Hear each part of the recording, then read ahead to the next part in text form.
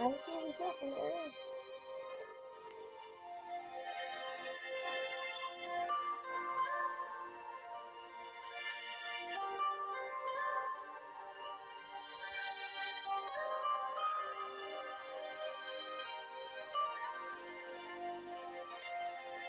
Lada clem jing in a pi jing im ka long tali hakum ka ne ka perte nga im le no e ka jing im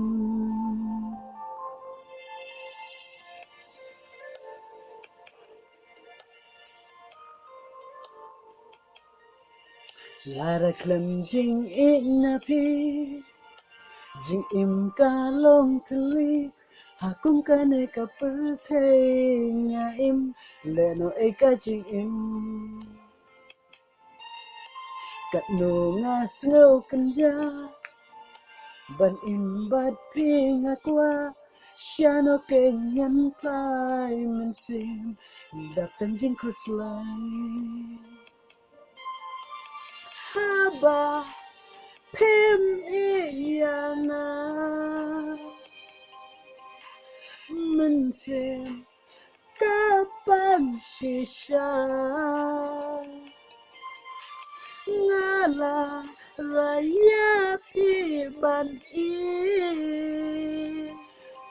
day pi banga shu pembi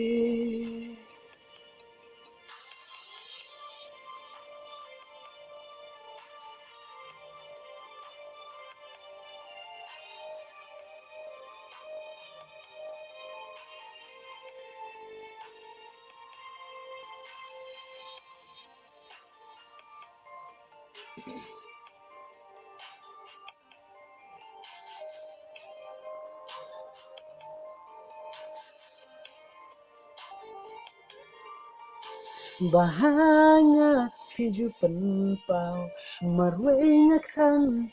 umat kijang piju penpau ki jing sngw bha jing na jong pi ka pen khang yanga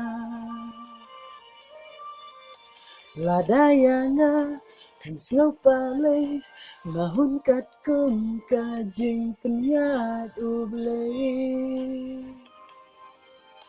hapo men sim kat no kak thang mar kwa ban ya don lang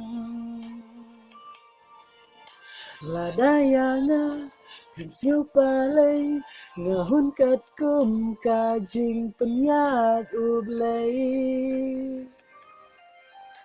hapo men sim kat no kak thang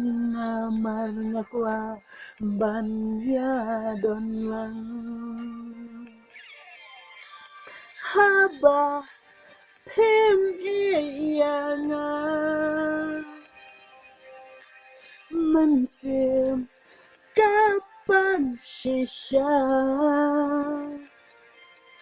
ngala raya pi ban i day pi banga shu penbi haba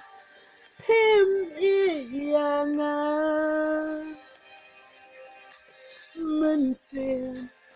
kapan shisha ngala raya pi ban i day pi banga shu penbi